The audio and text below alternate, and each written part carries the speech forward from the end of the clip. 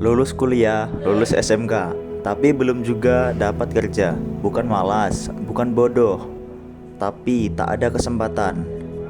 Setiap tahunnya, jutaan anak muda Indonesia menyelesaikan pendidikan mereka, tapi lapangan pekerjaan tak cukup untuk semua. Mengapa pengangguran di negeri ini masih tinggi? Dan bagaimana Pancasila bisa menjadi cahaya sebagai jalan keluar? Badan Pusat Statistik mencatat lebih dari 7 juta warga Indonesia masih menganggur pada tahun 2024. Sebagian besar dari mereka adalah usia produktif dari usia 15 tahun hingga usia 34 tahun. Tertinggi justru di kelompok lulusan SMA dan sarjana. Mereka punya semangat tetapi tidak punya tempat. Sungguh ironi dalam negeri yang katanya sedang tumbuh ekonomi. Apa yang salah? Pertama, ketidaksesuaian antara pendidikan dan kebutuhan industri. Kedua, pembagian yang belum merata, hanya terkonsentrasi di kota-kota besar. Ketiga, minimnya pelatihan keterampilan praktisi dan dukungan bagi wirausaha. Disinilah nilai-nilai Pancasila seharusnya hadir. Sebagai contoh, sila kedua, kemanusiaan yang adil dan beradab, karena setiap orang berhak hidup layak. Dan yang kedua, sila kelima, keadilan sosial, karena kesempatan kerja tak boleh hanya untuk mereka yang tinggal di kota.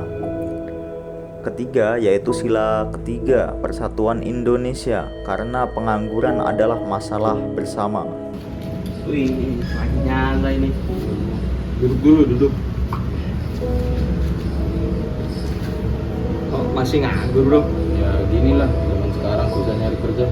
Emang ada lowongan gitu apa? Nggak ada sih. Pengangguran bukan hanya soal ekonomi.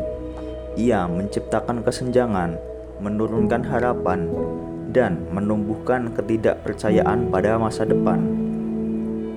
Banyak anak muda yang menyerah bahkan sebelum sempat memulai, padahal mereka adalah tulang punggung bangsa. Tapi semua ini masih bisa diubah dengan semangat gotong royong. Kita bisa melahirkan solusi, di antaranya yaitu pendidikan vokasi yang sesuai industri, pelatihan kerja berbasis digital dan soft skill, magang profesional bagi pelajar dan mahasiswa, dukungan terhadap UMKM dan startup lokal, dan pemerataan industri ke daerah, bukan hanya di Pulau Jawa. Semua ini mencerminkan Pancasila yang hidup, bukan hanya diucap tiap hari Senin, tetapi dijalankan setiap hari. Ketika satu pemuda diberi kesempatan bekerja, satu keluarga bangkit. Ketika satu UMKM tumbuh, satu kampung ikut hidup. Mari wujudkan Pancasila dalam tindakan nyata. Wujudkan keadilan dan persatuan, mulai dari hal sekecil memberi kesempatan kerja.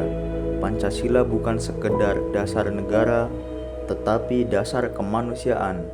Karena kerja bukan cuma tentang penghasilan, tetapi tentang harga diri.